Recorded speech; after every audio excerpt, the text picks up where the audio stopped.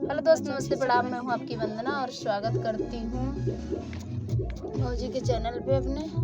और हम लोग एक प्यारा सा चुटकुला नाच गीत लेके आए हैं। कैसे लगेगा कमेंट बॉक्स में जरूर बताना।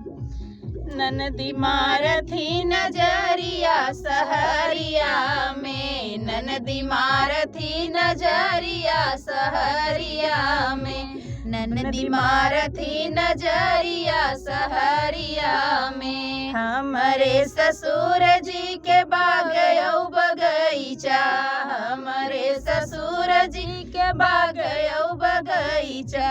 ननदी फूलवा तोड़ाई जो पहरिया में, ननदी फूलवा तोड़ाई जो पहरिया में। ननदी मारथी नजरिया सहरिया में, ननदी मारथी नजरिया सहरिया में। हमरे जेठ जी के तालयो तलैया, हमरे जेठ जी के तालयो तलैया।